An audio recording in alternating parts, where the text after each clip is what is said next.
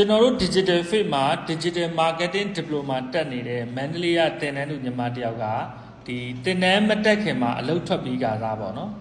သင်တန်းတက်ပြီးတော့ဆက်ဆက်လုပ်ငန်းလေးတစ်ခု day 1မှာကျွန်တော်တို့ smart goal လေးချခိုင်းလိုက်တဲ့ချိန်မှာဒီ smart goal လေးချပစ်လိုက်တယ်ပြီးတော့သူ့ရဲ့ကိုယ်ပိုင်လုပ်ငန်းဖြစ်တဲ့ရေမွေးလုပ်ငန်းလေးကိုရေမွေးရောင်းတဲ့လုပ်ငန်းလေးကိုလုပ်ဖြစ်လိုက်တယ်အခုဆိုရင်တစ်လကိုပေါ့နော် marketing budget ဒေါ်လာ20လောက်သုံးရုံနဲ့30လောက်သူဝင်နေတဲ့အကြောင်းလေးကိုအခုပဲသူ့1 by 1 coaching လေးလုပ်ရင်းနဲ့တည်ခဲ့ရတယ်ဒီလိုရလက်ကောင်းတွေရဖို့ဆိုရင်ပေါ့နော်ကျွန်တော်တို့သင်တန်းကအဓိကအားဖြင့်ပေါ့နော်ဒီသင်တန်းတက်သူရဲ့အစွမ်းအစတွေနော်ပုံမူပြီးတော့ရှိလာဖို့ကိုပိုယုံကြည်လာဖို့ပေါ့နော်ပြီးတော့သူတို့ဒီရည်မှန်းချက်တွေကိုအောင်မြင်ဖို့ဘာတွေတည်ထားရမလဲဘာတွေမလုပ်ရဘူးလဲပြီးတော့သူတို့လှုပ်ချင်ပါလျက်နဲ့မလှုပ်ဖြစ်တဲ့အကြောင်းရင်းတွေကိုကျွန်တော်တို့ဖော်ထုတ်ပေးတယ်ပေါ့နော်ကျွန်တော်တို့သင်တန်းကဒီသင်တန်းပေါ့နော် digital marketing ကိုခလုံးနှိပ်တက်ရုံသင်တာမဟုတ်ဘဲနဲ့အပြောင်းလဲဖြစ်တည်သင်ပေးတယ်ပေါ့သူ့ပေါင်းတက်ရမယ့်ကာလပေါ့နော်3လမှာနိုင်60လောက်တက်ရတယ်ပေါ့နော်အဲ့တောက်လျှောက်မှာကျွန်တော်တို့အချက်10ချက်ကိုအဓိကထားပြီးသင်ပေးတယ်ပေါ့နော်တစ်ကနေ3ထိရတော့ဒါပထမ1ရက်2ရက်အတွင်းမှာပေါ့နော်2ရက်အတွင်းမှာပဲဒီကိုယ့်ရဲ့ဈေးကွက်ထဲဝင်ရမယ့် product ကိုဘယ်လိုရွေးချယ်ရမလဲ service ကိုဘယ်လိုရွေးချယ်ရမလဲဒါမှမဟုတ်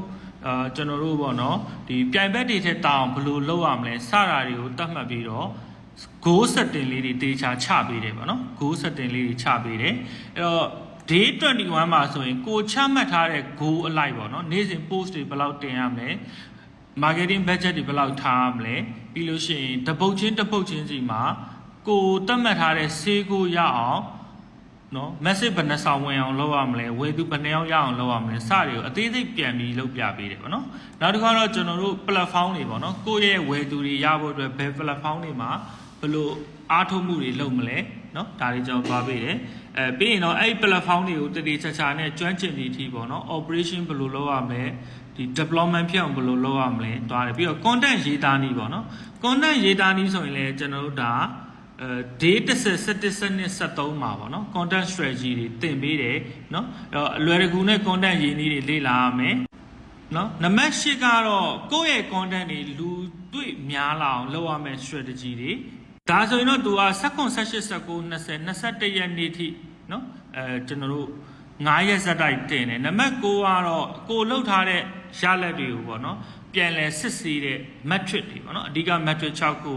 နံပါတ်10ဆိုရင် day 21မှာကိုရည်မှန်းထားတဲ့ goal တွေကိုအလုံးမဖြစ်ဘူးဆိုရင်ဘယ်လိုအလုပ်ဖြစ်အောင်လုပ်ရမလဲစတာတွေကိုသင်ပေးတယ်ဒီလိုအချက်တွေကြောင့်ပေါ့နော်သင်တဲ့တက်တဲ့သူတွေကတကယ်စူးစမ်းတဲ့သူတွေကတကယ်ရလက်ထွက်ကြတယ်